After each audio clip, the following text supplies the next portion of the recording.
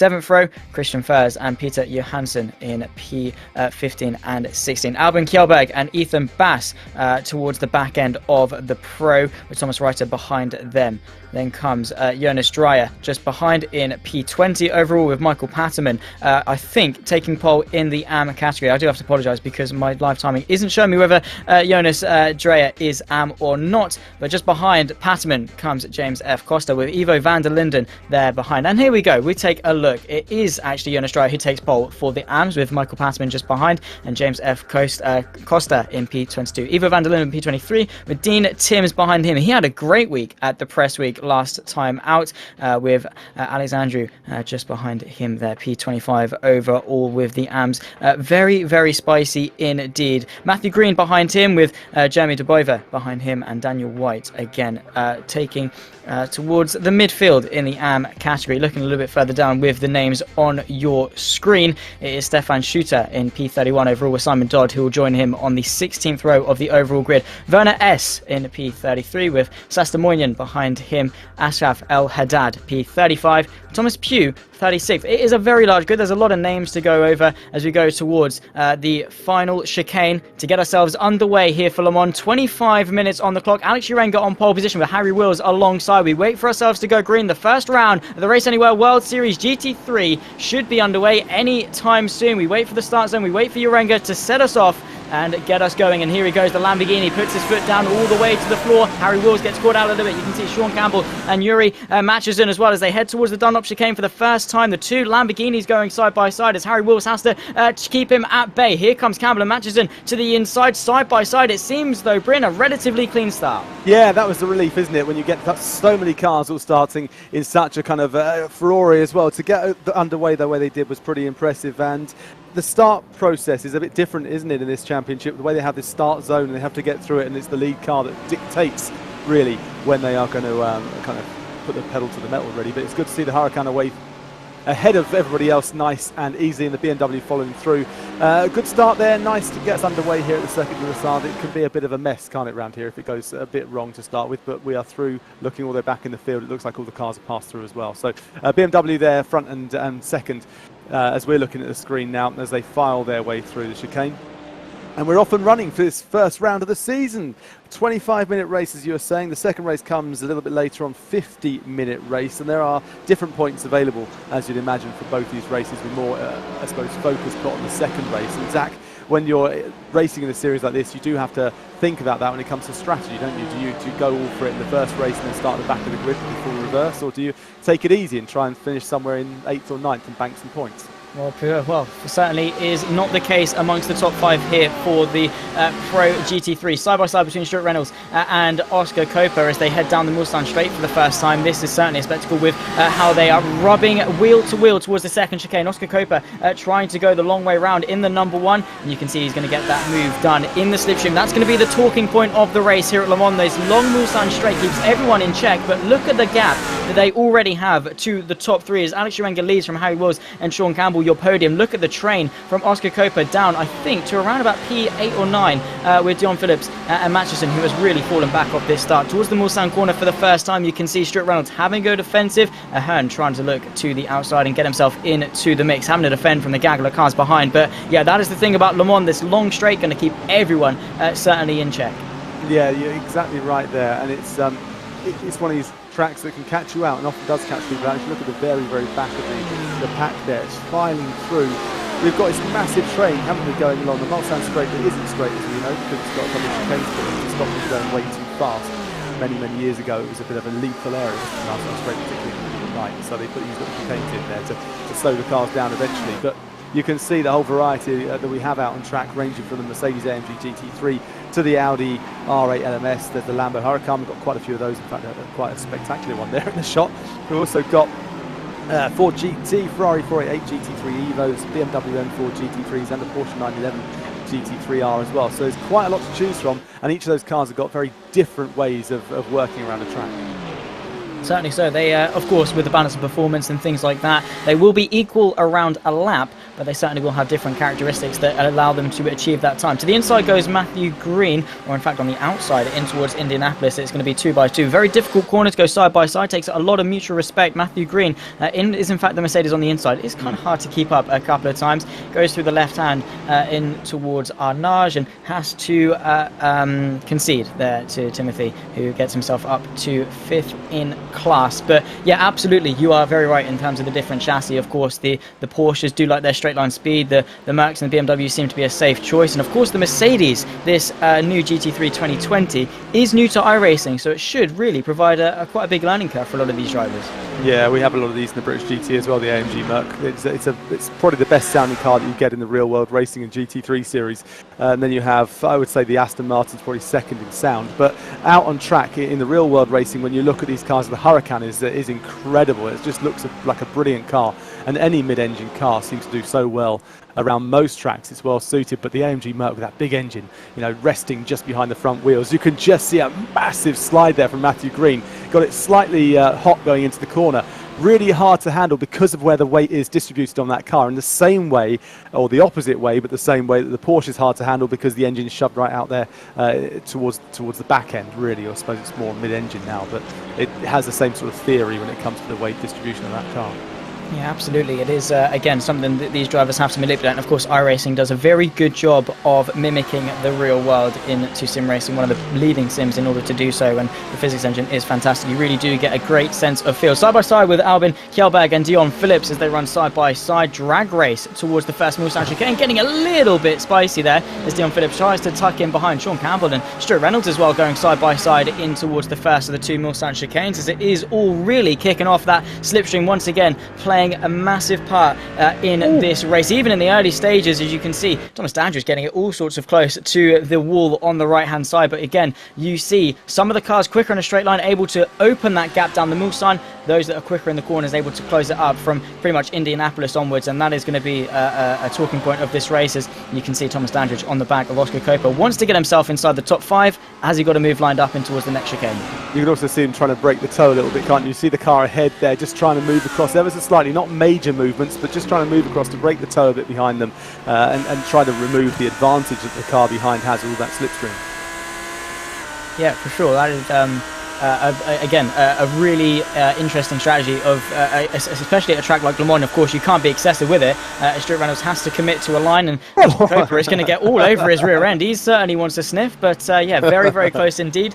In towards Mulsanne corner, it's just, you've got to take a split decision. And of course, bump drafting, very, very dangerous. All it takes, these cars especially are so sensitive, I'm sure you'll know. Of course they can take a little bit of contact, but if you hit them in just the wrong angle, very easy for them to go wrong, especially towards the back end of that Mulsanne straight, where they're hitting their top end of the speed. And just at that speed, it doesn't take much for it to all go sour. As you can see, Stuart Reynolds looking to the outside of Indianapolis. Yeah, he's got it done by the look of it as well. But it's all about also where you are with the braking point, because if you upset the balance of a car and in a braking point and you tap it at the wrong moment, you'll just send the car into the spin, as you saw quite a few times in the press day last week. Yeah, exactly. Again, there's not much in it, and of course these are some of the best drivers. As you can see, the BMW diving, or the Audi in fact, diving to the inside, going towards Indianapolis, side by side on the run towards R.A.W.S. And again, the slipstream keeping everyone in check. 2 by 2, Noah's Ark as they go through. Masterson has Reiter and Patterman for company just behind, heading this long train of I think about 6 or 7 cars. 7 cars. No, actually 8, because the BMW just hides the tiny little Audi at the back of the train. And yeah, well, that just goes to show the size difference in some of these cars. But Masterson wants to get himself inside the top 16. A pretty big grid, and well, with the slipstream as powerful it is, it should be some pretty big trains as well. Yeah, I'm just having a look at James Costa there. He seems to be doing so well up the order. Yeah, he's down in 20th at the moment. He's on the back end there, but he's got so many of the pros ahead of him, and he's hanging on really nicely with dear life, isn't he? A brilliant piece of work. So taking a look what happened to Kjellberg. This is through the Porsche curves, I believe, and well, that is a fairly sizable whack for the Swede, and yeah, that is an unfortunate way, and very easily done, because there's not much he can do. He's chucking that car in there fully committed, and when you're going that speed, these GTs, they don't like to cooperate, and there's just nothing he could do there, really, is there? I mean, it's a very slow exit from the Lambo. Not sure why he was going so slowly there. And as you say, once you turn in, there's a car in the way. You can't go anywhere. The only place you can go, unfortunately, is into the back end of them. And that's the not the end of the race, but pretty much the end of the race when it comes to any decent points in this one, because it's hard to gain any points back, particularly in a 25-minute race, let alone a 50. You've got a bit more time with a 50 to get the time back, but at the same time you've got the faster cars out there, or the cars and the drivers that are in the zone being able to pull one on you. So I think that's probably the end of their race, even though they will carry on, because race 2 being that reverse grid, you can absolutely have a shocker, can't you, in race 1 of this series, and then come back leading the way when it comes to race 2, and then you've got to hold it for 50 minutes. But you can see that we are slowly ticking our way in this race, the opening race of season 3 of the World Series Europe, powered by Race Anywhere. And it's great to see these cars in Le Mans. It's such an iconic place, isn't it? We do go all over the place in this series. I'll give you a quick rundown. You were looking at Road America last time, the press day. Le Mans this time, Spa next time round, which is a totally different sort of characteristics for a track with all the hills and the ups and the downs and through the forest. It's an incredible, iconic place to go. And then we head off to Watkins Glen. So we are going all over the place. It is about going all over the place. Yeah, exactly. And talk about going all over the place. There was a Lambo taking a bit of a scenic routes there too.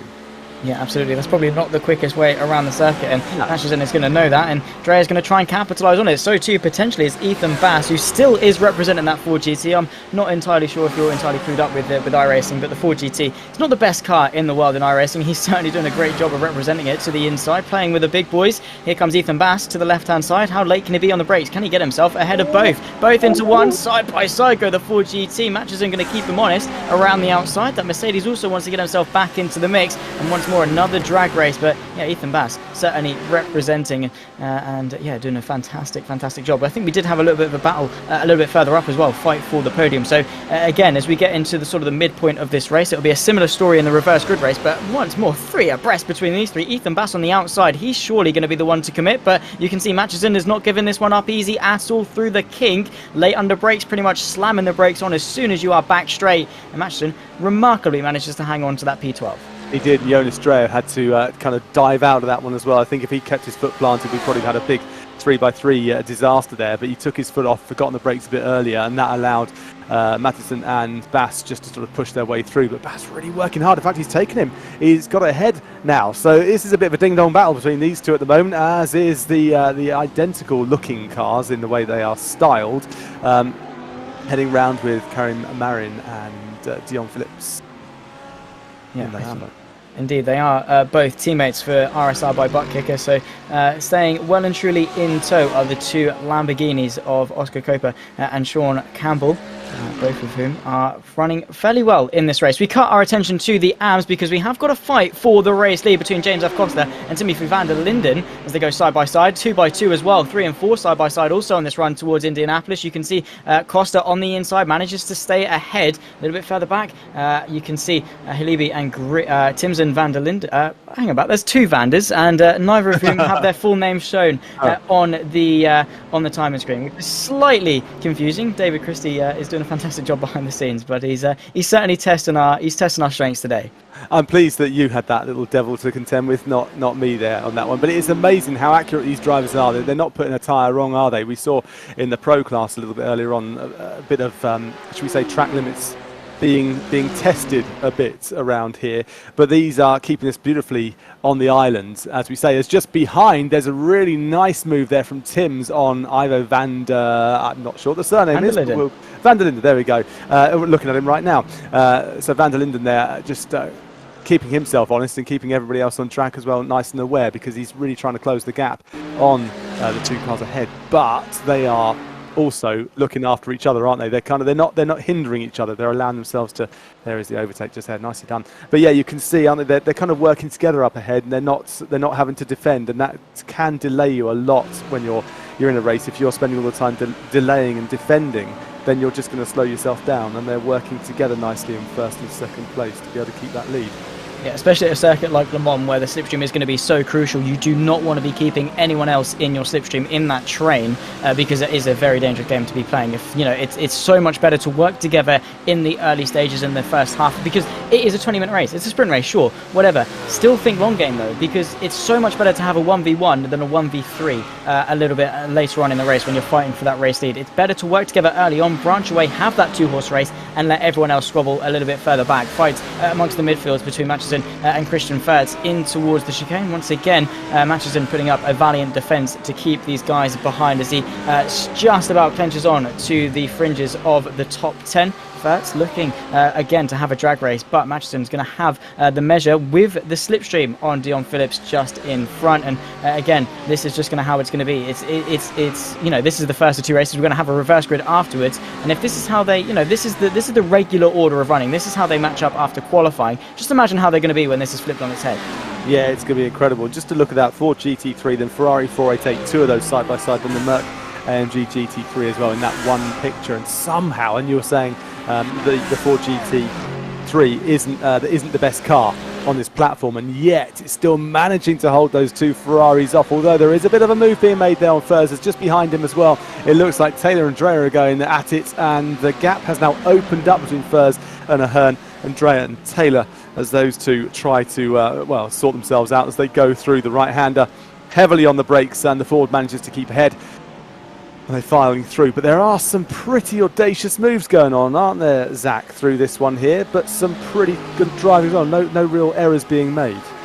Yeah, no, everyone keeping it nice and clean. Getting a bit argy-bargy, but that is to be expected. This is the fight for P7 with Chris Chatterton and Kareem Marine on the run towards Indianapolis, both of whom deciding it's probably a better idea just to tuck in behind, and no dive bombs particularly necessary unless Marine wants to particularly up a move towards Indianapolis. Not going to eye up that one as Matchison gets himself ahead of Dion Phillips. In fact, they're jockeying for position as Furtz gets himself into the mix, and there goes Dion Phillips spinning round in towards Indianapolis, and that really, it is one of the most sketchier corners of the circuit. You flick it into the right, you have to then smack onto the brakes almost immediately, sometimes even while you're turning. We're going to take a look at how it properly went down. You can see comfortably on the inside the Lamborghini. I'd put that more down to netcode more than anything. Yeah. But yeah, still an unfortunate thing for him. Just look at how close he got to the other Ferrari. A slight kiss to the side, and well, that Ferrari's going to be counting as lucky stars. Well, this one isn't that we're on board with, but the other one certainly will be. I mean, they'd have won Strictly Come Dancing if they were on that, wouldn't they, with that pirouette? That was pretty incredible. 360, 360. I think the third 360, maybe that's more than the 7. I'm not quite sure, but we look back now at Oscar Copa. Ahead of him is Harry Wills, and let's have a quick look at this then. Another, just overcooking it on the exit, just lighting those rear tyres up in the Porsche. Couldn't do much about that. Foot planted, kick the back end out, no traction, sitting duck.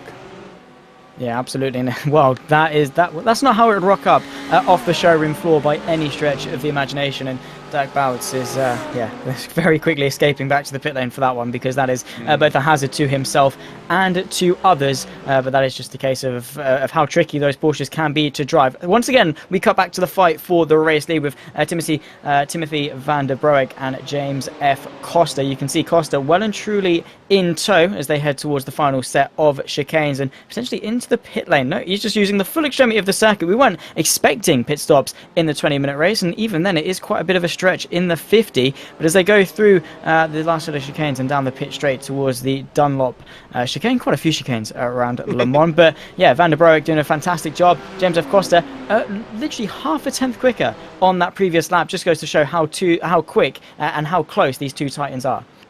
When you go to Le Mans, and you will go to Le Mans, when you get to yourself to Le Mans and you see that first, or the exit really of the Dunlop curve, the noise from the LMP1 cars as they come around, it sounds like Spitfires all coming over the hill and round the corner. It is absolutely incredible. You feel them before you really get anywhere near seeing them.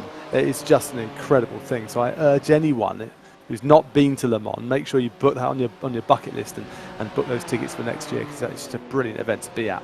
And what else is brilliant is looking at these two BMWs, the brand new BMW really, the M4 GT3. Got a couple of these actually, or one of these in British GT as well. And I have to say, when I first clamped eyes on this in all its splendour in a garage, I took my breath away. It's an absolutely phenomenal looking car out on track. Pretty beefy, isn't it, as well? That front end has pricked up a few eyes. Ewan O'Leary, who was commentating and will usually be commentating with me for this series, isn't a fan. He thinks it's a little bit too much. So I'm going to throw him under the bus just a little bit while he isn't here and able to defend himself. But yeah, certainly is the case. They are fantastic cars to look at, and I'm sure sound equally as good. Unfortunately, we have to turn our attention away from our top two of Alex Urenga and Harry Wills, and of course those two in AM. because Daniel Taylor and this fight amongst the midfield still rages on with a long train and not long left to go. I think maybe we're going to scrape another lap in. I'm not entirely sure. I think this is the penultimate lap.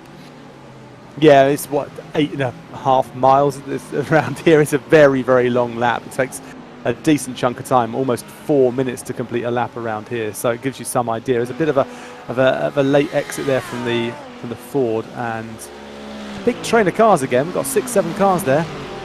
There's Thomas Reiter, Ethan Bass, Michael Patterman, and Pale just behind as well. Side by side going into the right-hander, but it looks like the car, there we go, nicely done. Just cuts across the front end of him there. Bass says no chance, not getting through, and keeps hold of that position. But they are fighting for 15th, and that is all important when it comes to this championship, because we're with points allocated all the way down the order. In fact, I say all the way down, it's not all the way down, but it's a very long way down the order. So you can get a decent points haul, and that's what it's all about. You get points all the way down to 30th place in this championship, this series, and race 2, as we said, is worth more points because it's a much longer race. So try and bank some points, then you've got to contend with a reverse grid for race 2, which we're going to be coming to very soon. And that is one to certainly look forward to. As you can see, Alex Urenga taking a fairly dominant display over Harry Wills. You can hardly even see him in shot as they head down the pit straight for the penultimate time, because next time round it is going to be the final lap. So it's the fastest lap as well, for good measure. Alex Urenga did win last time out, I believe, both races for the press day, but just look at that, 1.5 seconds quicker than Harry Wills in second place. He has been the man on a mission, absolutely flying. Only 13.8 kilometers left to go of this race, so yeah, not long to go at all in relative to him. But you can see Harry Wills certainly getting chased down by the likes of Oscar Coper and Sean Gamble, both of the RSR cars working together nicely, and it's paid off for them because they could potentially get themselves in maybe even a double podium.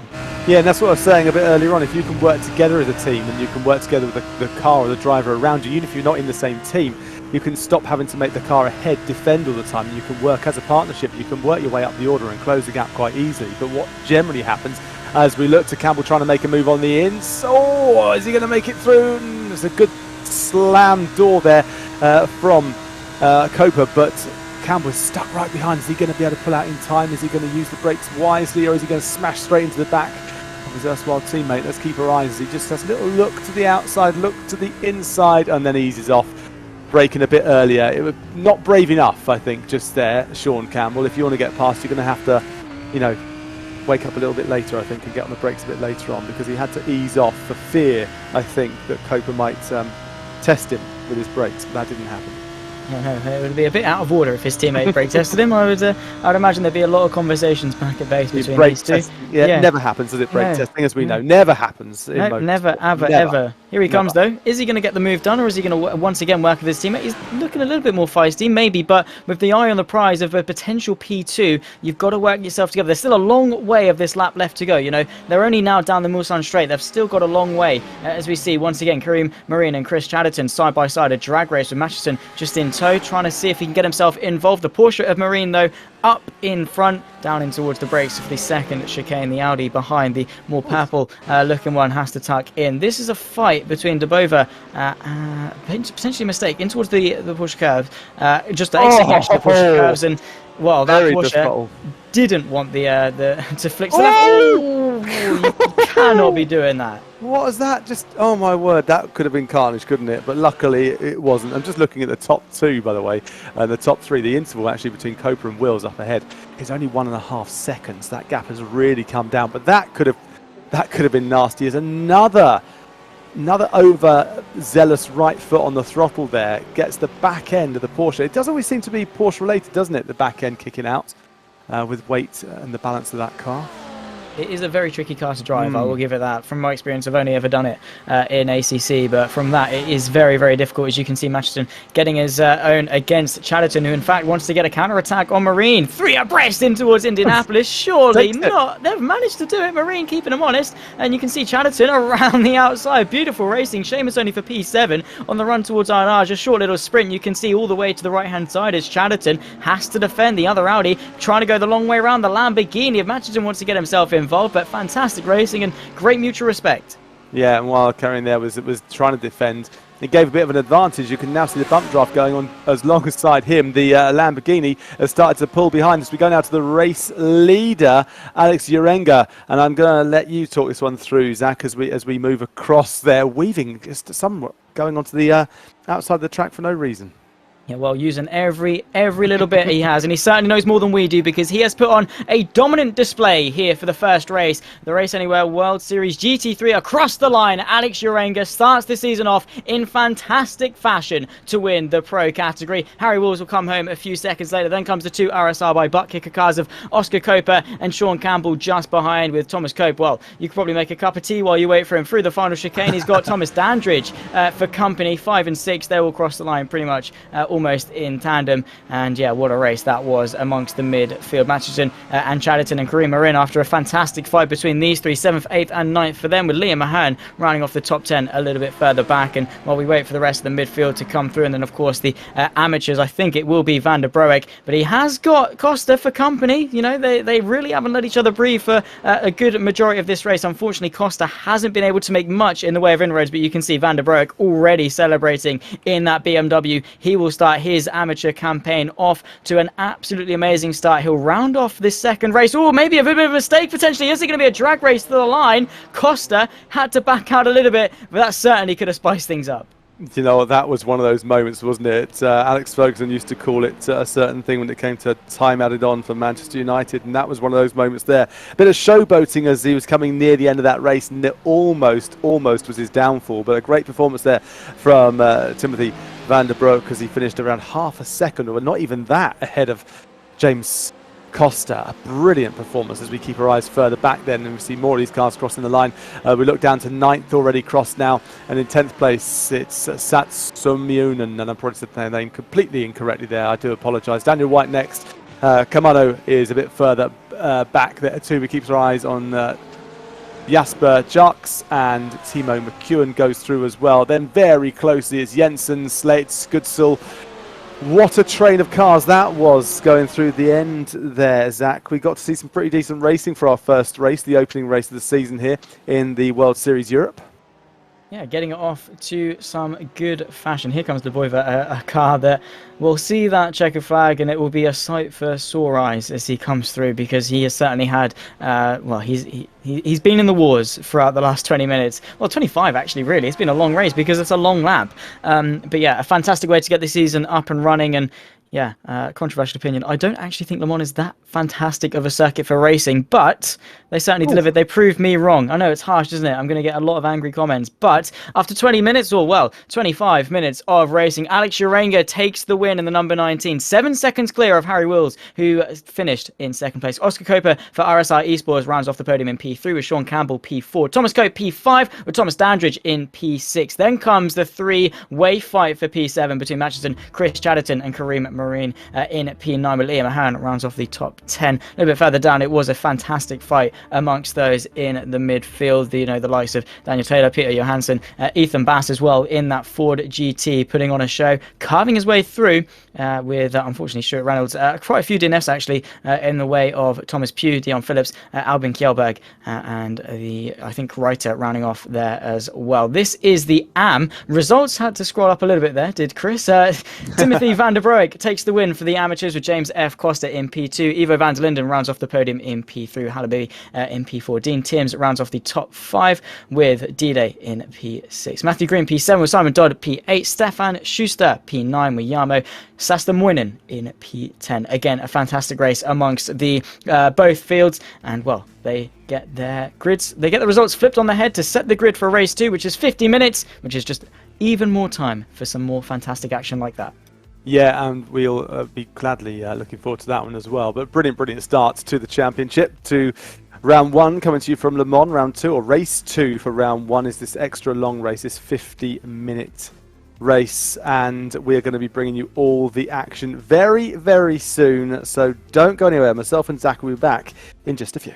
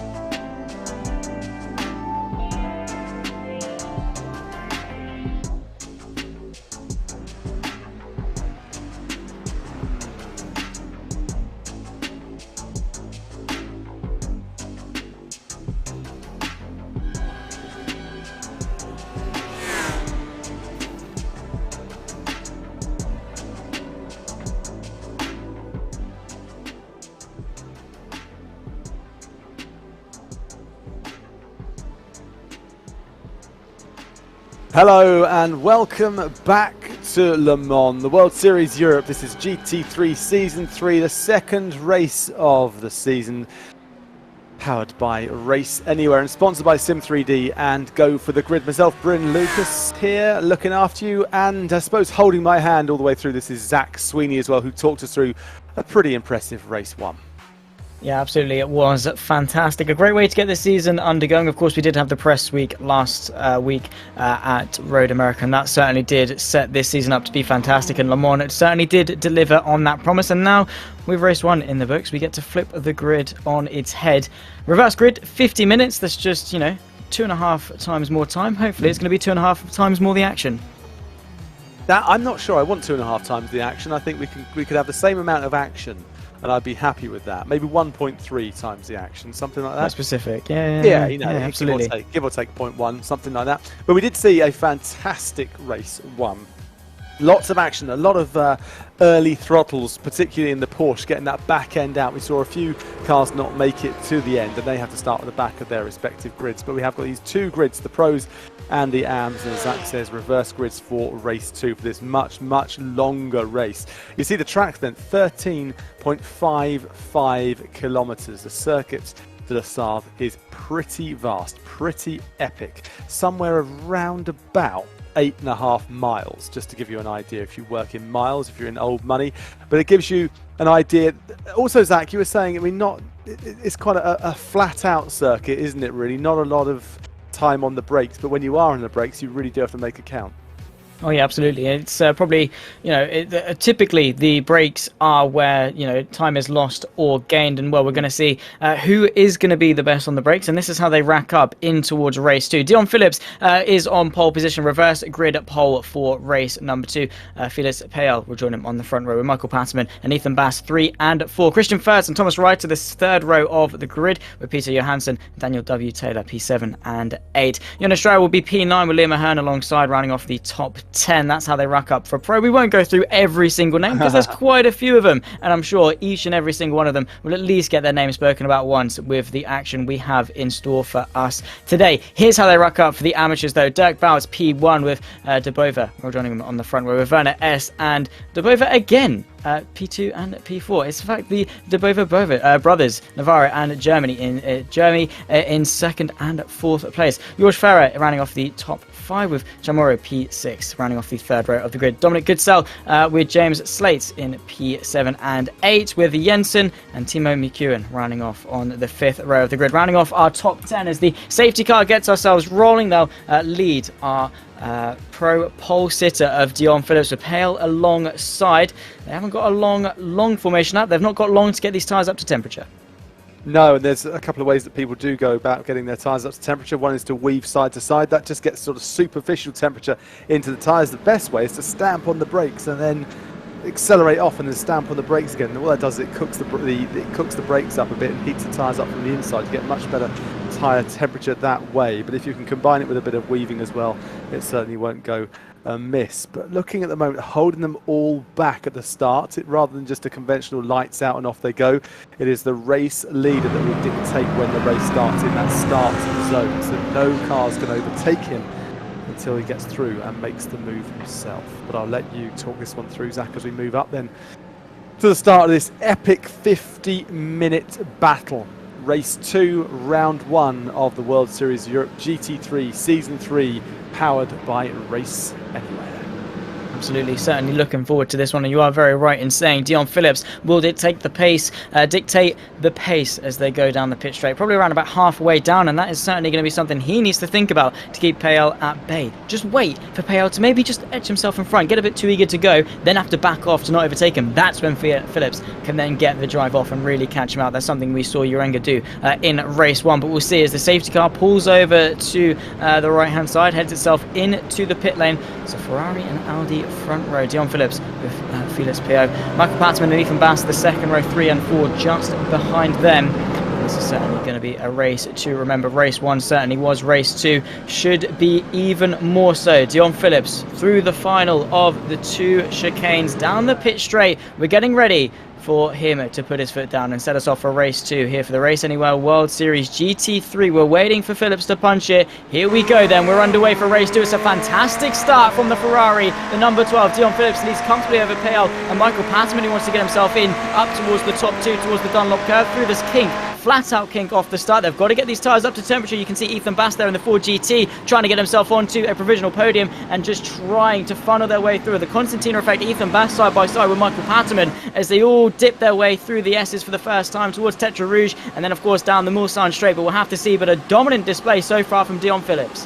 Great start there from Dion Phillips, and it was Payal who really was caught napping, but in fact all the others were caught napping because Phillips played an absolute blinder. And when you've got control of the start line like that, you really can dictate anything you want, and without Payal able to kind of make a move onto him, he really has this one where he wants it at the very start of this very long 50-minute race. A 50-minute race, remember, and we are into the first minute of it, so we've got a very long way to go as we look further back at Dirk Bout, who leads the way in the AM class with Navarro de Bova and Jeremy de Bova, the two Germans, right on his tail as well.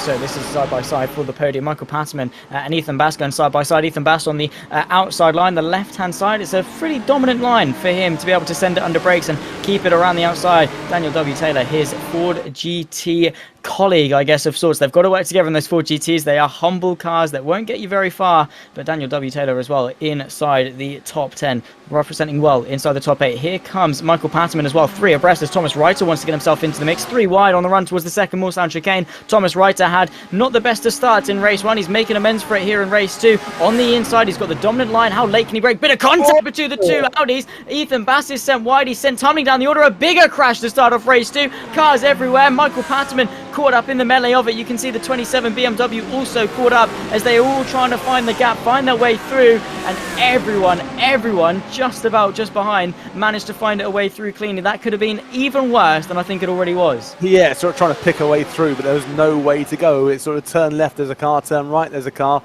You can't really do much about that when everybody's spinning in front of you, but that just got a bit too close for comfort, bit of contact and sent them fired off there in that Ford, which is a real shame actually. You see the Ford GT3, because I think he was doing so well, wasn't he, Ethan Bass? As you were saying, it is possibly the car that isn't performing the best, and we can keep an eye on it on the right hand side of the screen just there, and falling even further down the order now. It's just a sitting duck at this moment. Yes, that car has certainly seen better days. He is tumbling down the order and is trying to bring it back to the pit lane, I'm imagining. It's a long way home around Le Mans, especially because he spun so early on. But again, he was a victim. He was a victim in that. He had no part in that incident at all. He was just on the outside, minding his own thing. The 2 Audis on his inside then took him out, and all goes off Marine. P9 in race 1, tumbling down the order here to start off race 2. And once again, that Audi has seen better days. That is a very crumpled up front end to that Audi R8, and again, that is going to be a long way home. But Phillips still leads ahead of Payal, a fairly decent interval as well. I think 0.8 of a second between them. Going to take a look to see how this happened in towards the second of the 2 chicanes, and well, it just was a chain reaction. Yeah, it was. You could just see the little touch there on that Ford, just send it into a bit of a tank slapper, hitting the cone, and then even worse than that, smash straight into the barrier. Nothing much he could do. And I think a few of the other drivers maybe getting a bit sidetracked by the action. As you see further back, a more Constantino effect as more and more cars started to go spinning around as well, trying to join the party.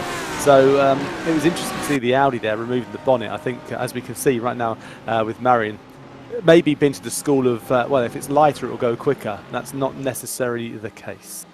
Only one way to find out, and well, I think he's going to quickly come to the conclusion that keeping the car intact is probably the quickest way to chuck it around the circuit de la Sarthe. But Thomas Reiter up into P4 after coming out fairly unscathed from that incident, despite being potentially one of the leading causes of it. Probably more of a racing incident, as 3 abreast is not the way to go. De Boiver still leads from Dirk Bout behind, as Jeremy De Boiver as well, just behind him. A Porsche 123 in this race. Werner S just behind in his Audi, which Chamorro rounding off the top 5 as De Boiver, well, Navarro De Boiver have to Well, they're both doing so well. Have to keep calling them by their first names because, yeah, the De Boivers certainly are putting on a good show with Dirk Bout in second place and leading the first lap. It is certainly a good way to go about things. He has, though, to try and break away from the slipstream because, yeah, with even if he is, of course, on that last lap, about 1.1 seconds quicker and had the gap over Dirk Bout, if he doesn't get himself out of the slipstream, even if Bout is, you know, a couple of tenths of a lap slower, as long as he's in that slipstream, he can certainly negate that disadvantage and stay with him. Yeah, spot on. You've also got to be so careful with how much you ride the curbs around here because, you know, a lot of these cars are set up with very, very little on suspension travel, and if you smack into a curb too hard, the drop, you know, it's going to chuck your car up into the air. You'll lose traction. When you hit the ground, you'll regain traction, and if you're slightly angled off, it will throw you off unceremoniously into a barrier, and you don't want to see that at all as we ride on board with Dreyer at the moment. Look at that. It's such a nice shot, isn't it? You get to see, you'll get to feel the speed that they're actually attacking around this Le Mans circuit. But you do have to be careful, particularly around the chicanes with this curb. And I've seen quite a lot of these Porsches going up quite high, taking a lot of the curb. I've seen the Audi as well. I can't remember who it was that was riding the Audi that we saw just a few moments ago. Took so much curb. Oh, it was Thomas Reiter. He took so much curb that he really slammed that car down onto the track. And if you keep doing that repeatedly around a track like this, it will eventually bite you. The car will give up if you carry on treating it in that way, so maybe just ease off on him.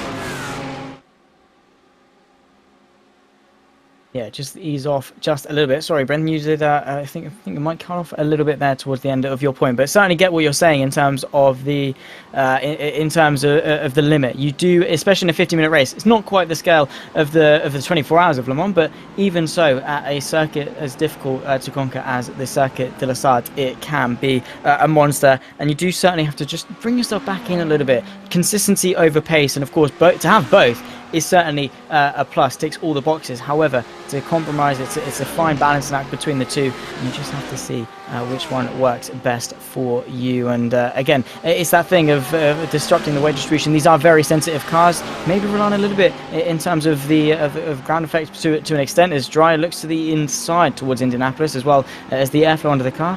Not quite to the extent in these GT3s, but certainly in the prototypes in Formula 1, that ground effect is such a crucial thing. If you ride a curb a little bit too high and you disrupt the airflow under the car, it's very easy for it to go around. And yeah, the car's such a fine operating window. You disrupt that a little bit and can go all sorts of wrong.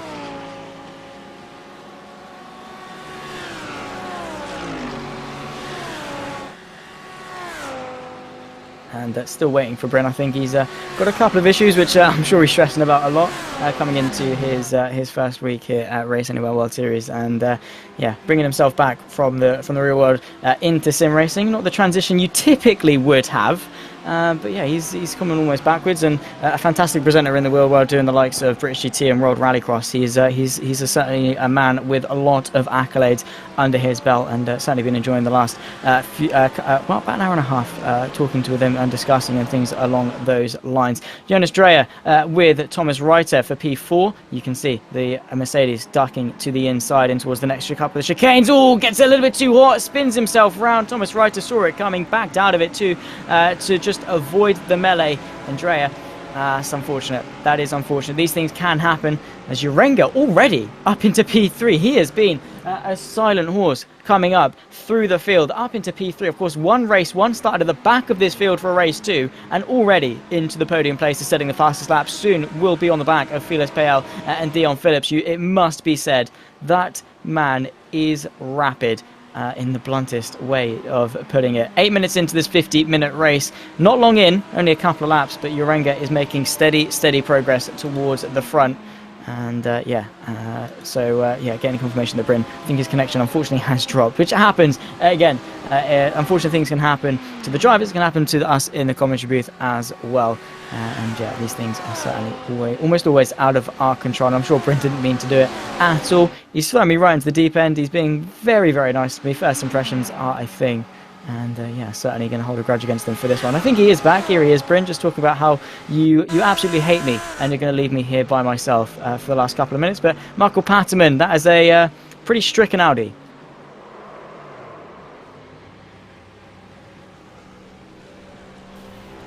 Yeah, not sure if you can hear me now, but I am Here he is. back. Hello, Zach. Sorry about that. I got so excited I fell off my chair and oh, lovely. that didn't happen, but let's just go with it.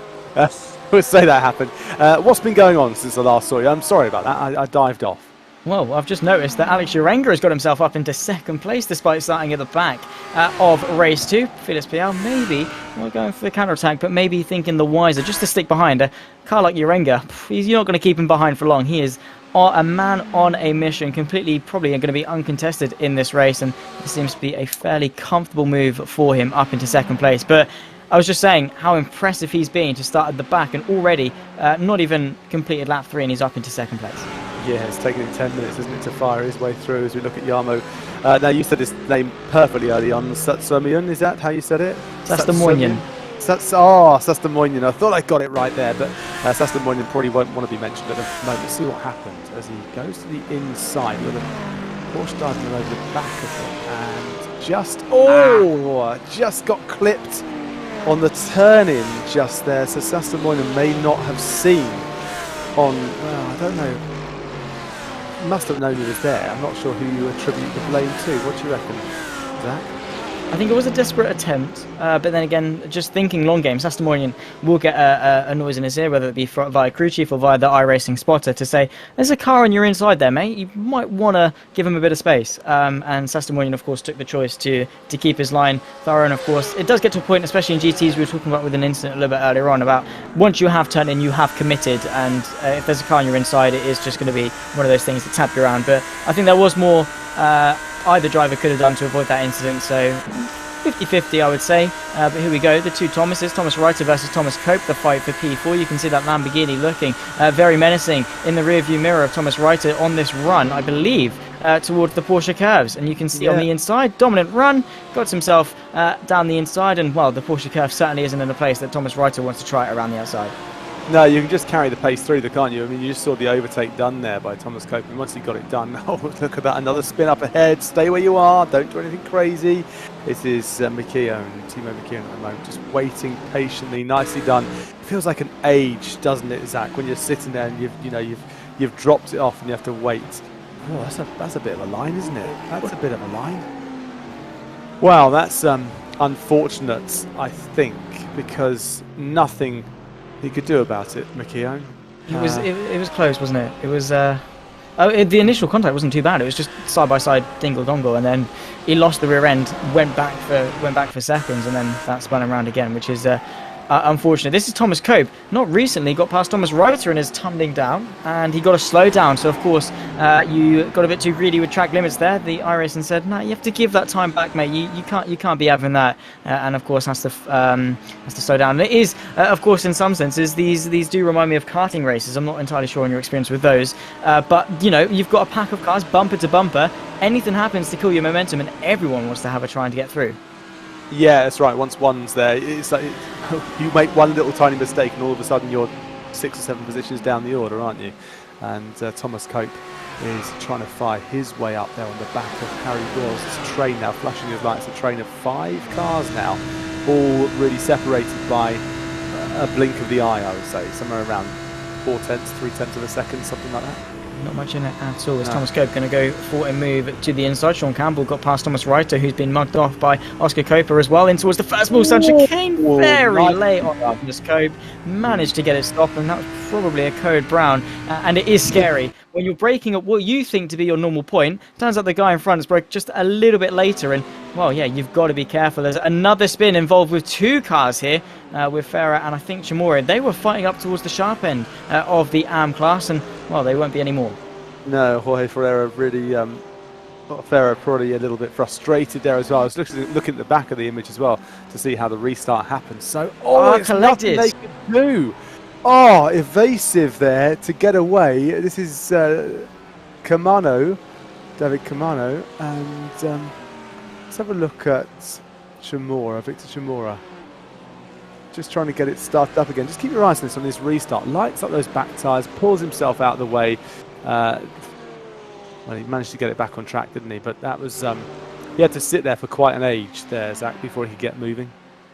It does feel like an age, and yeah, you are sat there for a while. Of course, the racer instinct is can I get back onto track? Can I get back onto track? I need to.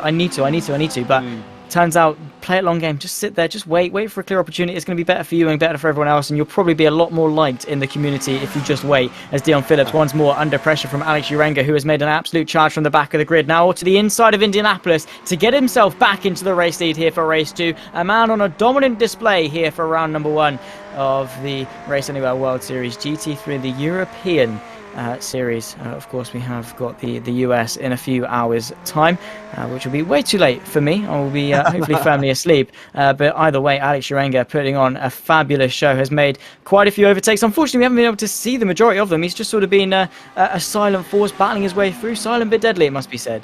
Hey, yes, indeed. That exit at Tête Rouge is always gets me. It always seems to be such a wide exit. You always have to just miss that wall, don't you, as you make your way onto the Mulsanne Straight. But it is always quite an exciting one because it looks like you just get your tyre too far out and it'll be leaving a mark on the wall.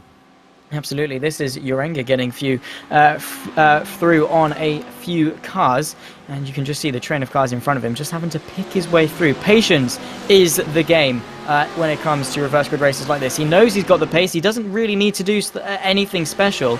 It's just pick his way through lap by lap, car by car. He's got the time. He's got 50 minutes to get this done, and it's only going for the high percentage, the 70, 80, 90% chance of getting this one done. And you can see picking off 3 cars there in the space of a couple of straights. And of course, the calamity in front of him allowed him to carve his way through. A car upside down, didn't quite see that one. And then of course, I think that was Marine there in that Audi, allowed him to get a couple of places. So it does add up very quickly he's certainly doing a fantastic job. And has he, managed, again, still on the replay of how he's doing this, through the S's towards Tête Rouge, and he's just been on an absolute charge, really impressive, and showing that he can certainly separate himself from the good from the great. Yeah, you are absolutely spot on. I'm not a mechanic, by the way, but I think it's better to drive a car on the wheels. Really? I'm going to say it now, as we keep our eyes now on Dion Phillips and Urenga there. He's got such a lead. What, we've got a 3-second gap now over Dion Phillips. He's absolutely pulling away like lightning. Someone needs to put some concrete in the back of that car, slow it down a little bit, because Dion Phillips can't keep up. 3 seconds back already, and it was only half a lap ago that he was overtaken. So it just gives you an idea of how quick Alex Urenga is and how his championship is already looking very, very strong. Yeah, absolutely. He's getting off to a good start, of course. Still 9 more rounds, 18 more races left of this series. So still a long way to go. Can't call it a round 1, but certainly impressive and getting his name noticed in this championship. And it was always good to get yourself off to a good start, because when it comes to those final couple of rounds, you can look back and think, I'm grateful I got those points there. I'm grateful I managed to get that place, because you look back on it and think how close a championship battle can be, and you are so grateful that you got those points a little bit earlier on. Back up into the, back down more so, not to discredit that by any means, but the amateur class, it is a De Boyver 1-2. Navarra leads the way ahead of Jeremy, and only 7 cents separate the two of them. A fight for the race lead, potentially between the two, as R.A.W.S round off the podium. A Porsche 1-2-3, with a little Lamborghini there of R.A.W.S trying to get himself onto the podium as well. Has about a 3-second gap in order to do so. But with the pros, Alex Urenga running away with it, it must be said, in this reverse grid race. We're relying on the two De Boyvers to go side by side, and hopefully there's a little bit of a, inter-family rivalry potentially. And this is also the fight, back to the AMs, because Jeremy De Boyver got himself up into the race lead. Navarro De Boyver really had nothing to say to that one. He's going to tuck right back into the slipstream. Can he get him back? I don't know, but I just think his poor mum and dad are going to have to separate these two later on. R.A.W.S has already fallen 6.5 seconds back. It's worth keeping an eye on the gap between R.A.W.S and Werner in 4th, because it's now around 4 seconds. It does seem to be ebbing and flowing a little bit between 3rd and 4th, the battle for that final spot on the podium. But it is these two Germans, Jeremy De Boyver and Navarro De Boyver, who are really leading the way in the AM class. Just having a look at the pro class, by the way, and you were talking about Urenga. He just did a 3:52.89 as a lap. Now in race 1, the 25-minute race, I think the fastest lap was a 3:53.5, something like that. So he's managed to shave off about 0.6 of a second on the fastest lap in race 1. Incredible. Well, of course that can be attributed to track conditions and things like that, but Yeah, there's 7/10 of a second, warm track or not, that's still an impressive gap. Here's Stuart Reynolds on the back of Sean Campbell, both of whom towards the sharp end. Sean Campbell as well, just missing out on a podium in race 1. Going for P4 and P5, that's pretty consistent results. We were talking during the break, Bryn, about how, you know, just to be consistent, especially in a series where there's 2 races, reverse grid and a feature race, different points for both. Consistency will pay off, and it's so much better to have P4 and P5 as opposed to having P1 and P30. P4 and P5 would be perfect, because you'd be talking about some 60-odd points, something like that, which would be a very nice start to your championship. A championship isn't won in the first race, it's not lost in the first round, but you could certainly put a marker down, couldn't you, and take the pressure off going into the second round coming at Spa in just a week's time. Oh, now that is the worst of luck for Dean Timms. Just turned into a corner and there was a car sideways on. That's not what you want, is it? No, not at all. It's probably the worst sight a racing driver can see, especially if they can't do anything about it. It is just, you are just a passenger. Even though you're driving the car, you might as well be sat in the passenger seat, because yeah, it's just, there's nothing you can do. Slam on the brakes, sure, you're going to lock up and go into the side of them anyway. Slam on the brakes, you're going to get the person behind you smacking into your rear wing. So again, there's nothing you can do, and that's just how racing can go. Battle for 5th in class. Sean Campbell, Stuart Reynolds, and Thomas Cope are 5th, 6th, and 7th in tow. All of them in the Lamborghini, so no excuses in terms of car performance or anything like that. It's gloves off racing for the top 5, and of course always going into a set of races you set yourself milestones. Finishing the race, that's decent, you know, might as well. That's always a good start. That's you know, okay, let's go for a top 10. Then it's like you know, 8th, 9th, 10th, not really bothered. It's a top 10. Then you go top 5, 4th or 5th, don't really care. It's top 5 as we see Thomas Cope looking to the right hand side. Can he cope with the braking pressure? Yes, he does. Managed to get it stopped onto the apex. I made that joke, I'm going to make it every week from now on. I made it in the first week, but yeah, Stuart Reynolds having to tuck in behind. And then of course you get the podium, and then of course the race win. So to fight for the top 5, it's a good marker, and some good points as well. Oh, that joke makes me feel a bit Thomas Pugh. Oh, that's the way. Thank you very much. Oh, that's not the way to do it. Lighting up the rear tyres, spinning that car around. It is so hard to get this right a little bit early on the throttle, especially in a car like the AMG Merc, because you've got the engine in the front of that car, just behind those big front wheels. Because it's there, the back end is very light. So if you do light those tyres up as you just saw, it will just flip that car around in the same way as the original 911 Porsche is so heavy on the back end that if you get the throttle on too early, it can kick the back end out. So you've got to be so careful. Once you've upset the balance of the car, it becomes a bit of a drift machine, doesn't it? Yeah, certainly so, and I'm not entirely sure if we do go to Japan over the course of this season, so we might want to save those for another series. The mountain roads. yeah, absolutely. In your nice little Vauxhall Corsa or Fiat Punto, either way, you do you. Both of those are front-wheel drive, so do not attempt to drift those. But yeah, we'll see how these guys can drift on. But I mean, it is satisfying to get a nice little drift up. You sort of forget about the mistake if you can put off a good save. Either way, Thomas Cope on the back of Sean Campbell. He's going to go for 2 cars in 2 laps all over the rear end of the slightly darker Lamborghini in front of him and towards Indianapolis. Has to back out of it though and thinks wiser of it. Yeah, probably a wise move as well. Just stay in the fight. Don't throw it away at the moment. So just keeping an eye on Stuart Reynolds as he is right at the back end of Thomas Cope and Sean Campbell ahead. There is a bit of a jump between them and 4th place Oscar Coper, but you can see as they head on to the first part of the Mulsanne Straight, they've got a long way to go. It's such a long straight. I think it's 2 miles, something like that. It's a very, very long straight. It used to be a very, very long straight until they whacked those 2 chicanes in. That's what I was talking to you about, by the way, just there. On the exit, as they go onto the Mulsanne, you could just see it's such a wide exit, isn't it? And if you go on too early, you can easily get off the track onto that gravel and into the barrier. Oh yeah, absolutely. Especially with a bit of AstroTurf on the outside, it's just so I guess the gradient between grip of the tarmac and the AstroTurf, it's so big that even one wheel, even just half a wheel, can spin it up at different speeds, and then that imbalance just around it goes. As we see 4 cars try and battle their way through in towards Indianapolis. Dean Timms heading the train for P11 in the amateur class. Matthew Green, D. Dave Lamanick, and James F. Costa in tow just behind. And all of them in German cars, and that is to be the theme. I think German cars do make pretty good GT3 races, as we see side by side, as Sean Campbell is the first car into the pit lane. Of course, I was speaking to Van der Berg just before the race about pit stops. He said pit stops for fuel are to be expected, not tyres though, so they can go the distance. But again, this is going to play a big factor because he's coming in quite early. Yeah, he is. What we half distance, around half distance here, 24, just over 24 minutes of this 50-minute race.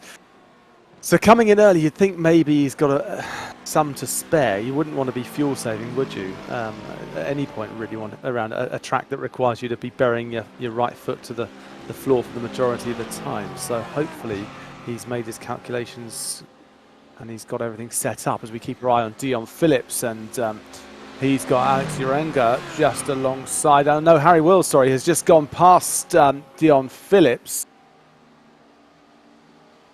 Wow, 4 seconds lost on that lap by Dion Phillips. I'd love to know what happened just there, but Harry Wills has certainly gone past him as they now head into the chicane, and Dion Phillips snatches it back. Harry Wills right on the back of him there. He's got to plant that foot down. He does so beautifully, but nicely held off there from Dion Phillips, but I'm not sure he's going to be able to hold him off. As you see, Harry Wills moves now onto the left-hand side of your screen to the right-hand side as they head down the next part of the Mulsanne straight, and right behind Oscar Copa is watching this one. It looks like he's probably got his fingers and his hands rubbing them together in glee as he looks at these two and hopes they take each other out as they get to the next chicane. But up ahead of Oscar Copa is Dion Phillips and Harry Wills side by side, and Urenga has got his humongous great gap of over 10 seconds. Oh, keeping it clean into the chicane. It is still Dion Phillips ahead of Harry Wills, but Harry Wills is now riding all over the back of him, and Oscar Copa is closing that gap as these two defend. He's now joined the back of this train, this 3-car train. Oscar Copa is eyeing these two up. He can't go through the middle, but he might try, as you see that Harry Wills has now just got his nose in front of Dion Phillips. Dion Phillips is going to be fighting back as they go down to the right-hander here, and he gets on the brakes. Can he hold it off? No, it looks like Harry Wills has got him. Yes, Harry Wills takes him there on the right hand onto the Mulsanne, so you can just see quite brilliantly there Harry Wills has jumped ahead. Dion Phillips has now got Oscar Copa right behind him, and as he turned his attention from one car of Harry Wills, he now has Copa to contend with, and I'm not sure, Zach, how he is going to cope with this. Oh, it's horrible. It's horrible. That's made David laugh, but Thank you. I'll take it down. Oh, has Harry Wills gone round? I think potentially may have had a slowdown. He's let them both back through. So Dion Phillips back to the head of this train. Oscar Copa in the middle of it, trying to put a move up in towards Indianapolis. Going to try and go underneath him on the run towards R.A.W.S. It's a short run, not quite going to be able to manufacture a move. But Harry Wills once again back in tow. Maybe he just wants a bit of fun with it. Maybe he thinks Alex Urenga is too far away. I'm going to have a bit of fun with these two to round off the last half of this race. Here is the man you can't say. Jarmo Sassamonian in towards the first of the two chicanes. Here he comes, and I think he had a similar incident a little bit earlier on. This time not assisted round by any other car. Went around by himself, and that is a shame. Are we going to cut back to this fight? Yes, we are, because to the inside goes Oscar Copa towards the Porsche curves. Dion Phillips has to see him coming, has to back out pretty quickly. And Harry Wills once again right back in tow. Looking to the inside. Oh, yeah, well, thought the wiser. Very well done to back out of that one, because that could have ended in tears. Almost brushed the wall, didn't he? It was beautiful, beautiful to see it from this position here. These three cars are really going at it. I mean, Urenga's probably just having a lovely time up ahead, and he'll finish this race and think it was nice and there was no drama at all. But right behind him, Oscar Copa, Dion Phillips and Harry Wills, who's now ducking into the pits, have put on a heck of a fight, haven't they? Into the pits he goes then, and we've been talking refueling. He's going to dive into the pits in the 27.5-minute mark. So he's gone over half race distance before he refuels, and that's probably a wise move. Indeed, I'm quite surprised as to the range of the pit stop window, because Urenga, Copa and Phillips are also going for an extra lap. Only a couple of people have actually decided to bite the bullet and come in this early on. And of course, with Le Mans being such a long lap, you would think there's not much margin for spacing this out so much, because it's difficult to lose over a lap of fuel and having to come in a lap early. It's difficult to save over a lap of fuel and go a lap later. So potentially they're not running these tanks thin and just going with it, playing it by ear and seeing what's best. Maybe getting themselves out of traffic, but then again, sometimes to have a partner, have a little buddy to slipstream off, can actually be a little bit quicker. Yeah, I mean, sometimes you can duck into the pits, come out into clean air, and really, you know, just put some laps together that make you smile.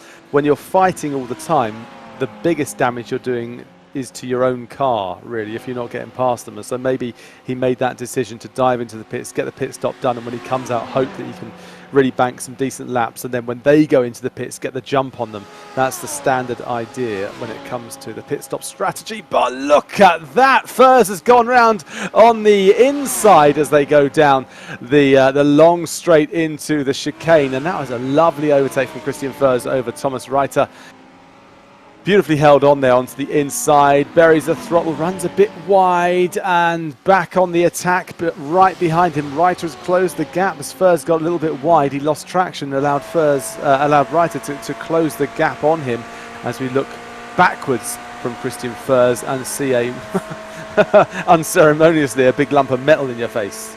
Yeah, absolutely. It's quite a flattering sight. You can see Thomas Reiter dummying to the inside. He's going to claim the inside if he's brave enough on the brakes. Having a little think about it, but the Ferrari of Christian Furs hangs on to swoop around the outside. In fact, the Audi's played it the wisely. He's now going to get the run towards the Mulsanne corner, and that's going to give him potentially the best opportunity to do it, because Christian Furs is going to have a much harder time of launching the counter-attack in the slipstream, which seems to be ever powerful around the Circuit de la Sarthe. And you can see Thomas Reiter having to follow in tow as Christian Furs weaves around like a snake, conga line-esque between the two of them as they go through the kink of the right-hander brake pretty much as soon as you're straight. The Audi unable to make any inroads under brakes, but Christian Furs running a little bit wide. Maybe Thomas Reiter can get the drive off, and that long run towards Indianapolis is not impossible to get a move done.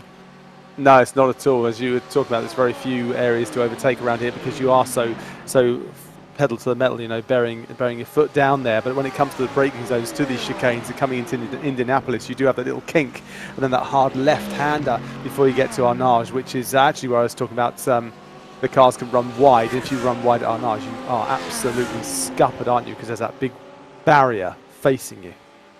Yeah, it's well, let's just hope you don't get a bit of understeer, because yeah, it's pretty daunting to have that coming at you, especially if you're locking up or just pushing on straight. As you can see, I think that's Costa trying to get past the Porsche of James Slate in towards the Mulsanne corner. The Audi very committed on the outside. That's very brave indeed, but Costa staying committed. I think, or well, actually no, he was the one backing out. Slates was the one going around the outside as the tower is sort of frozen in terms of the deltas between the two. But yeah, Slates very much doing a great job of staying in front. This is the battle between Christian Furs and Thomas Reiter. Very easily done. Big old whack into the barrier and very easily done. Bouncing off it again for good measure.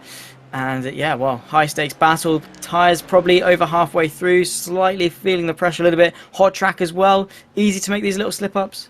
Doesn't look like he can turn the corner either at the moment. He's all over the shop, isn't he? A bit punch drunk there. That was a massive oversteer moment. And again, look at this. Yeah. Okay.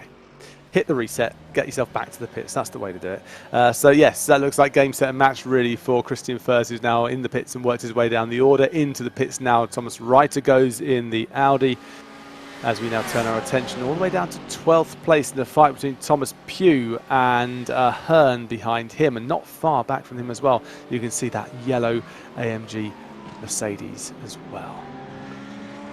Indeed so, and well, he's hanging on well to 12th place. Bit of a gap up to Payal as well, as they all sort of are in their own little skirmishes. Of course, a big old crash a little bit earlier on probably brought a lot of people to the pit lane for a premature start. It seems to be a very busy pit lane. Oscar Cooper, John Phillip, Thomas Cope, Stuart Reynolds, Thomas Reiter, Jonas Dreyer as well into the pit lane. Thomas Dandridge as well coming in. Be interesting to see where Harry Wills fills out into all of this. Of course, very much up there inside the top four. Amongst the likes of, I think it was Dion Phillips and Stuart Reynolds, he was in a fight with a little bit earlier on, but we'll have to see how this one pans out for him, whether the undercut was effective or not, whether he came out into traffic. That could be the deciding factor. At the moment, it's P8 still waiting, I believe, maybe for a couple of people. I don't believe Alex Urenga has come into the pit stop, so he's certainly stretching it long. He's, well, he's certainly brave. Yeah, I think he's just enjoying what he's doing, and he's forgotten he's come into the pits. But looking at this, we've lost, what, 7 cars now due to, should we say, overzealous driving in this second race of the 3rd season of the Race Anywhere World Series Europe. We turn our attention to 8th place, and Harry Wills. It'll all work itself out after a few pit stops, won't it, Zach? Because we're not quite sure at the moment who is where and why when it comes to the pits. But I'm just having a look now at my graphic, because I think Harry Wills is going to be working his way pretty much up the order once it's all said and done. You see one stop. Oh, it's only Urenga that's not stopped. So Harry Wills has moved himself up to 7th. He's got a bit of work to do, actually. Harry Wills, what is he? 2 seconds off Dion Phillips, 7 seconds off Dion Phillips. Sorry. So he's got to close the gap somehow, and he's got to start working his way up the order and maybe put bygones where they need to be, and that is way back to the back of his mind.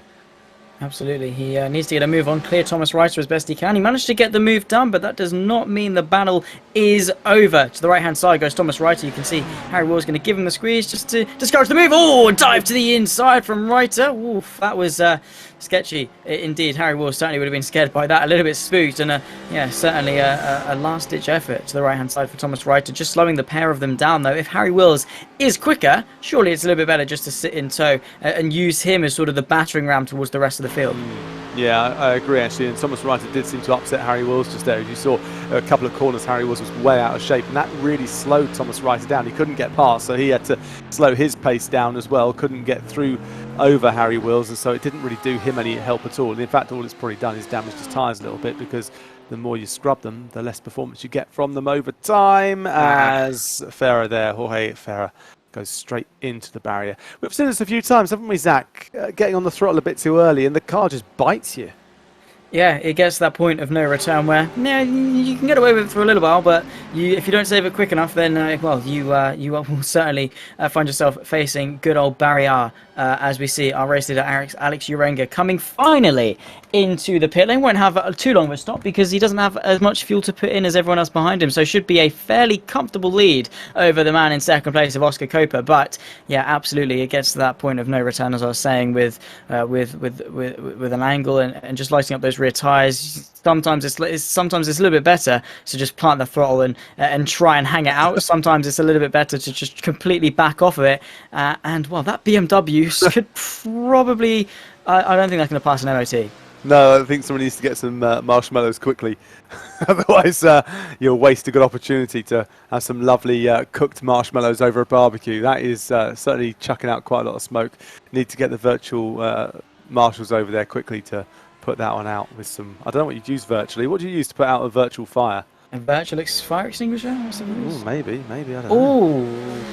James Costa looking the wrong way. This is the exit, I believe, of the Mulsanne corner. Yeah, one similar to R.A.W.S, as you were saying a little bit earlier on. One of the heavier traction zones of the circuit. James Costa finished second place in the first race. Has had a pretty dire second race. Just, again, carrying the speed through the Mulsanne.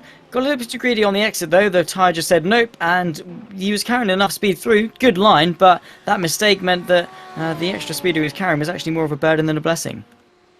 Yeah.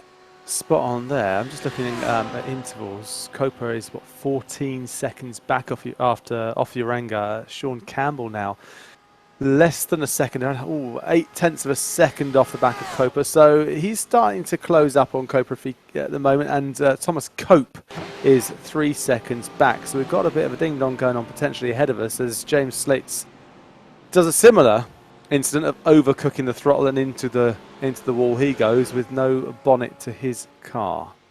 Alex Urenga looks well and truly out ahead. Doesn't even 15 seconds. That is a big old gap, isn't it? When you look behind him and you see what 15 seconds really appears like on the Mulsanne, you get an idea of just how comfortable Alex Urenga is. And he'll be keeping an eye on the timing screens. He'll be keeping an eye on that gap. He'll be very happy with it staying around 15 seconds. He'll probably even let that gap drop to 10 seconds or something like that. But as you know, Zach, it's one of those tricky ones. Once the pressure is taken off, that's when you can make a very, very simple mistake. Absolutely. We see Oscar Coper and Sean Campbell, the two RSR boys, once again joining each other for second and third. Both of them this time on the podium. I believe Alex Urenga also drives for RSR, so if that is the case, RSR by butt kicker, they have a pretty good lineup at the moment, 1, 2 and 3 as it stands. But absolutely, but of course that gap, while it is lovely and he can maybe take his foot off the throttle just a little bit, cannot get complacent either, as Oscar Coper and Sean Campbell working together. They're not fighting at all because they have got Thomas Cope just behind 3 seconds. So maybe Sean Campbell, not eyeing up a move at all. Playing a team game, which is always nice to see because it can very easily go wrong. And yeah, when it's such high stakes, there's a lot going on, complacency can be your biggest enemy. Yeah, it really can, but they're doing a great job. They are working together. There's no way when we look at Campbell that he's feeling the pressure from his teammate, although it does look like he is. You can just see how close they are together. They're really playing this an absolute blinder, aren't they? Because just bump drafting, but he's not trying to get past. He's just sitting behind him at the moment, and they seem to have got this one figured out.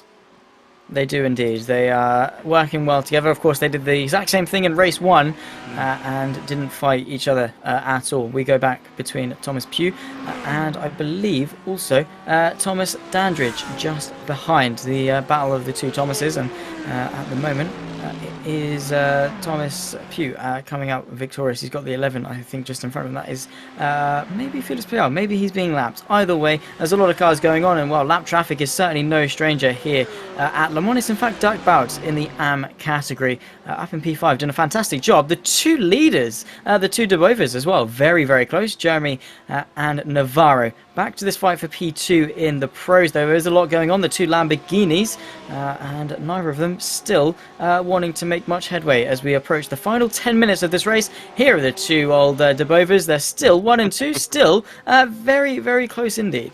Yeah, and I think that their mum might have gone in and had a little word and told them to play nicely, because they seem to have settled into a nice rhythm, these two. There's less than 0.3 of a second between them, but 16.5 seconds further back to Simon Dodd in third place. This battle between third and fourth, Werner's now 3.2 seconds. I'll keep an eye on that one earlier on. It was at 3.8 seconds, so Werner has closed it up, but nothing significant enough, I wouldn't have thought, for Simon Dodd to be too concerned at this moment of his chances of finishing on that third step of the podium. But these two German brothers, the De Bover brothers, are looking so solid out there in this longer race 2 of this third season of the World Series Europe, powered by Race Anywhere. Looking back then, Dean Timms heads this train of 3. Daniel White and James Slatz also there too. But look at this, +5 laps, +8 laps, +9 laps. So there's a big old gap, isn't there, between the Jeremy De Bover, Navarro De Bover, and down in 13th place of James Slatz. Yeah, indeed. So there's pretty big gaps, and that's to be expected with the carnage and potentially even skill gaps of the amateur category. It is there designed to be an entryway, because of course racing and can be quite overwhelming to get into. So having a nice mixed field of mixed abilities, you'll always find one that's around your pace. You can sort of get into your own little buddy little races and learn and get experience, because motorsport in general is a sport, is a discipline that really does reward experience. Knowing when to come into the pit, knowing when to go for a fight, knowing when to do this, how to apply the fundamentals, and to newbies jumping into an extremely competitive environment, again, as I said, it can be really overwhelming. Yeah, and if you want to find out more, you can always go to the website worldseriesleagues.co.uk. There are three prizes, I suppose, up for grabs for each class, third, second and first, when we get to the end of the season, and you can check out those prizes as well on the website. So go and check it out for yourselves if you are interested in finding out more. It's there for you to read. You can see what's going on with the championship. You get updated points, and the rest of it too will happen as we go on through these 10 rounds. It's 20 races of this third season. Yeah, and it should be fantastic if it continues to be like Le Mans, as we're not even finished our second race yet, and I am already looking forward to next time out. And I believe at Spa, which again is a fantastic circuit, should provide just as good, if not better, racing, which I think is going to be hard to beat. Le Mans has certainly set the bar high. Hopefully Urenga can be topped. Hopefully someone can give him a bit of a race. And well, we can certainly hope. Even the reverse grid can't stop him at all. He's a man on a mission, and he is absolutely flying out in front. Still the two De Bovers lead the way in AM, separated by not much at all visually. 2.5 tenths between the two Porsches out in front. And I believe that's the Belgian flag, not German. You are right, yeah. Well, there you go. It's a sideways German. Sideways German. Well, they're going off to their homeland then next time out when they go to Spa. I think we've rescued this one, Zach. I think we've rescued it somehow. How about that? They're going to their homeland for the next time when we visit Spa, a circuit that they'll know very, very well. Yeah, you would assume so. Frantically Google the German flag and the absolutely. Flag. Yes, sideways German flag. We do apologise, by the way, to them. I say we, it's probably all It was you. It was all you. No, yeah. It was all me. No, I just put it down to the fact you haven't done geography for a while. It's fine. I have no excuse. I've only just come out of my GCSE, so no excuse from me. I mean, I can't accept that, because I think it's all down to my useless brain. I'm just going to say it's down to my useless brain.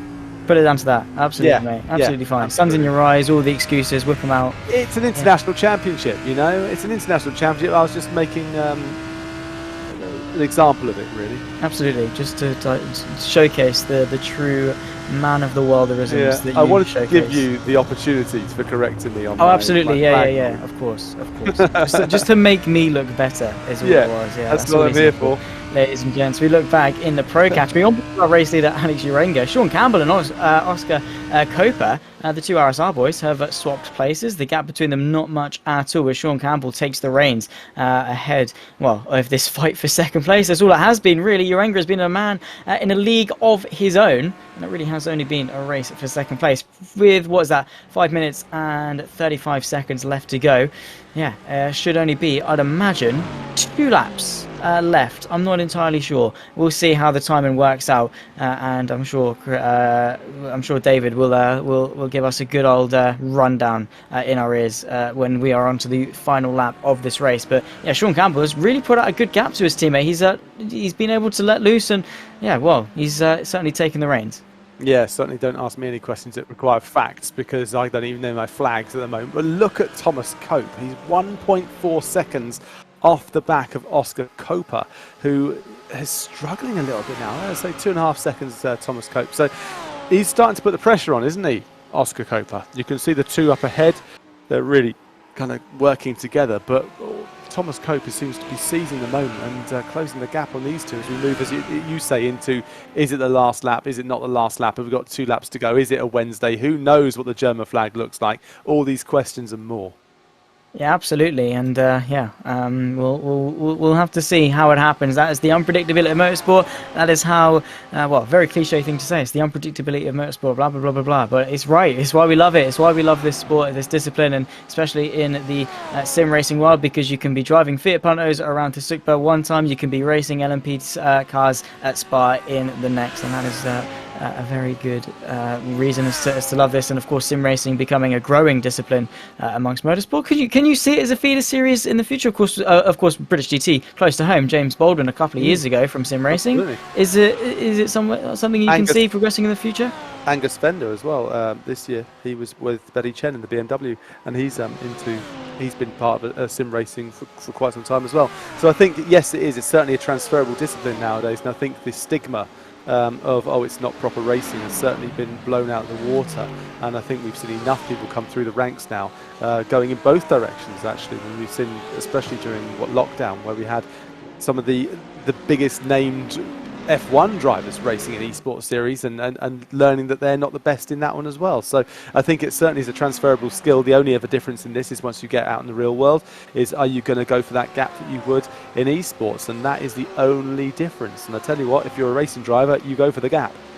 Absolutely, you always have to, living by the old saying that a lot of dirty drivers used to justify it. If you no longer go for a gap, you're no longer a racing driver. This is a fight in the air between Ivo van der Linden, Hal Jensen, and Matthew Green for 6th place. You can see the Ferrari heading the way. That's Jensen, Ivo van der Linden just behind. I'm getting the van der Lindens right this time around. Matthew Green also just behind in the slipstream as we approach, I think, what will be the final lap next time around, if David Christie is being reliable. This is Alex Urenga. He will pass the timing line with plenty of time, and yeah, still using all the track. Never fails to do so. Not quite sure what he's gaining from doing that, but yeah, certainly seeing that. And yeah, absolutely, Bryn, in terms of sim racing being a transferable thing, because it's not like FIFA, it's not like, NFL, it's not like the NBA or whatever, where the sports games are just on a controller. Fundamentally, you're pushing pedals, you're turning a steering wheel, minus the G-forces, you're doing the exact same thing you would in real life. Yeah, you are spot on. You really are. And as I say, it only ever comes down to what your brain does when you are out on a physical track, when you get near a barrier, or you feel the pace going into a turn, and whether or not you can carry that pace through that you would do in a sim rig. And that is the only real difference. But the very, very best of all of these drivers can do it in both. Of course, we've seen the likes of Max Verstappen, Lando Norris, and etc. bring their way through. Max Verstappen not too long ago in the BMW GT Sim Cup over on Racesport TV has recently done the round at Spa, round number 6, and he cut his way through. He didn't qualify, started I think 42nd or something along those lines, and within the first hour he'd made up a good 30 places. So it just goes to show how he can just blitz his way towards the front and use that experience wisely, use his well-known aggression wisely, which which we've all come to know and love. Love, hate, whether you're a Max Verstappen fan or Lewis Hamilton fan, either way, that is what we love to see from Max. Coming on to the final lap between the two De Boyver brothers, who have absolutely dominated in the amateur category. Both of them separated by still 2.5 tenths. It was Navarro De Boyver who got the measure over his Belgian brother, and well, that is a car very much stricken as, he's going for the Le Mans setup, I'll give him that, but I don't think how quick that's going to go through the corners. No, it's certainly not going to do all that well, is it? And see, he just gets it off line, then he just kicks the back end, tanks up, and then's collected.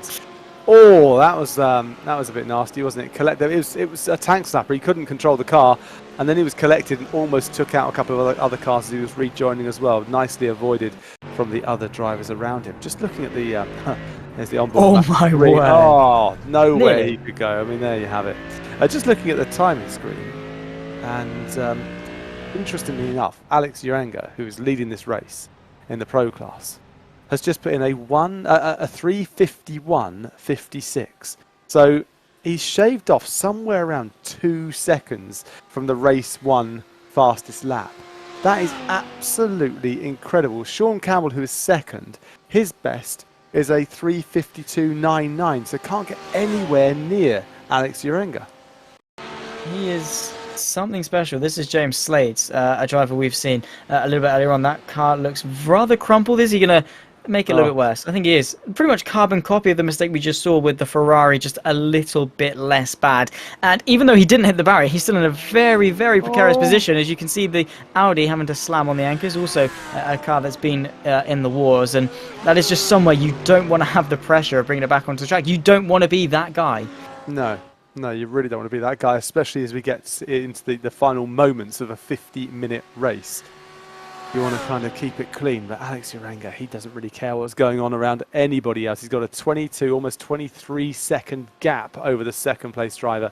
That's Sean Campbell, who is, I mean, not even a gap between him and Oscar Copa. So it's just incredible to see. But Chris Charlton, Eclipse Racing Team, he limps, doesn't he, into the pits. Yeah, he is certainly done as we see Alex Urenga towards the final couple of corners. Been very much the dominant man on display today in both races, race 1 and race 2. Despite starting in the back, he certainly took that opportunity with both hands. We saw him carve his way through the field. We saw him take the lead. He came, he saw, and he most certainly conquered here at Le Mans. 2 races, 2 race victories, and a clean sheet heading in towards round 2. And the fastest lap for good measure, a 3:51.149 for Alex Urenga. A fantastic race for him. And, well, we can go eat our 3-course meal while we wait for Sean Campbell and Oscar Copa. No discredit to them. That is just the pace that this man has put on. Both of the RSR by Butt Kicker boys will come home to solidify 1, 2, 3 for RSR. Bringing it home in formation, Sean Campbell ahead of Oscar Copa, who round off the podium. Thomas Cope in P4. Stuart Reynolds just in the foreground of the shot, in the background of the shot, rounds off in P5. That's your top 5 for the pros. Very, very close. Wasn't quite the fight for the race you would have hoped for, but a lot of chaos, a lot of calamity, and a lot of excitement, Bryn. Yeah, and you've got to really tip your hat to Thomas Cope, because he finished 4th in this race when the 2 cars ahead of him, Sean Campbell and Oscar Copa, were working so well to not fight each other and to not cause any problems for each other. And they were working so well as a team that Thomas Cope, out there on his own, really had to find his own way, and finishing 4th is a very, very solid result for him. As we look at the race leader, the Belgian driver, Jeremy De Boyver, thank you, Jeremy De Boyver, as he leads his brother Navarro De Boyver. We hope it's his brother and not his cousin or something like that, but we're going to say his brother Navarro De Boyver. As they go over the line, is Navarro going to punt him off? No, he's not. There you go. They finish the race 1-2. Nicely done. Simon Dodd 16 seconds back. He'll be crossing the line very soon as we look at Harry Wills completing his 50-minute race, and behind him Thomas Pugh with a flash of the lights and a shake of his rear end as he comes out. Yeah, fantastic Finishing race. somewhere down the order, but a good result for him too. Yeah, absolutely. And but yeah, fantastic job from the 2 De Boyver boys as they come home in formation. This is Dean Timms to round off the back end of the top 10 in P9. Rather spread out grid in the AM because of obviously the early drama, early calamity, spreading everyone out, the premature pit stops, etc., etc. That's the morning. He's still got a fair way left to go. He's, yeah, a little bit further back. And, well, that is Le Mans for you. Because if you get a bit of damage a little bit earlier on in the lap, you've got a long way to bring it home. And that is just your problem exaggerated. Yeah, and that does. It's a good example, isn't it, of just of a gap that you try and close up, but you can't close up. And we're keeping an eye further back now. That's Sastamoinen. See, I can say it. Jarmo Sastamoinen, the Finnish driver, who is now 24 seconds back from Tarks, and he's just going around on his own. It's a bit of a lonely existence, isn't it, when you're down in 17th and there's no one around you? Absolutely, you're just sort of in no man's land. It's like, I'm not really fighting for anything, I'm just driving around doing laps. But I'm sure there's a lot of people in his position that would just give up. They would just F4 from the race, put it into the pit lane or whatever. But he's continued on. Of course, he knows that as long as he finishes the race, he can get some decent points. And, you know, if he can get a resurgence, redemption over the next few rounds, then he'll be looking back and thanking himself for not giving up in times like these, as I was saying a little bit earlier on. And, you know, every little helps in terms of points. It shows a wise head, doesn't it, to keep on going and to actually think of the long game. This is a long season, a 20-race season over these 10 rounds. And so any points that you can bank when it's not going in your favour will help you out as we get near the back end of the season, the sharp end of the season, as it's known. But I think that Jarmo will take this one. It'll be a learning curve, 17th place for him. Behind him is James Slats. And then we have a few of the drivers that really won't go down necessarily to DNF, but you can see as we finish this race here, it's been a very, very nice start to this championship, the third season of the World Series Europe, powered by Race Anywhere. Yeah, absolutely. Getting off to a good start. And it is always good to get the season off to the start. Still waiting on the final results, and then we'll take you through the top 10 of each of our pro and amateur categories, because, yeah, it has been a pretty good spectacle. And that for GT, well, I mean, it's a slow car. You're probably not going to see much different in terms of pace, but... yeah, he's bringing it home. I think this is the guy that we're waiting on to bring the results back. Still waiting, and that rear wing is fairly bent. And, well, it'll be offering different forms of downforce. It's sort of half DRS, half not, and... yeah, again, where it joins the long list of cars that are going to need an overnight job from the boys if this was a real-life race event. Sort of reminds me about when my car went into limp mode and I was on the motorway, and you think there's nothing I can do. I've just got to keep on going, Don't want to let myself down. I've got to get to the end of my journey, even though I can only do 12 miles per hour. Yeah, well, at least he's not taking much curb there. That is true. No. He's munched that for breakfast, lunch, and dinner, I think. And well, he's certainly hungry. But he finally crosses himself across the line. David Christie's going to be proving a massive sigh of relief. He can finally bring up the race results as they go through. Here are the pros. Alex Urenga takes the win ahead of Sean Campbell and Oscar Copa. A 1-2-3 for RSR, which was a perfect day in the office for them. Thomas Cope P4 with Stuart Reynolds running off the top 5. Dion Phillips in P6 from reverse grid pole managed to hang on and keep himself inside the top 6. So not at all a bad result from the Orbit Motorsport number 12. Jonas Dreyer in P7 with Thomas Reiter in 8th. Payal in P9 with Harry Rills rounding off the top 10. It was a podium in race 1, still a top 10 in race 2, so kind of complain one bit. Looking to the amateurs, it was the two De Boivers of Jeremy and Navarro 1 and 2 with Simon Dodd rounding off the top 3, Werner S P4 with Dirk Bout rounding off the top 5, Ivo van der Linden P6 with Al Haddad P7, Matthew Green just behind him P8 with Dean Timms and Didi Flaminich in 9th and 10th. And that was race number 1, round number 1. Race number 2 here at Le Mans for the Race Anywhere World Series GT3, the Europe, and, well, cannot complain really at all. Yeah, very, very, very good start to the championship. We've got 9 more rounds coming your way. I'll be ducking out of the next 1 or 2, I think, but Zach Sweeney's going to be with you alongside Ewan O'Leary in the commentary box. I'm sure David Christie will be, trying to keep you both under control for the next round, but it does come from Spa on the 6th of July.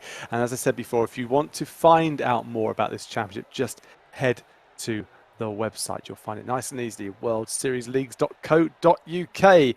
So from me, Bryn Lucas, and from Zach Sweeney, thanks very much for joining us, and we'll see you next time for round 2 from Spa.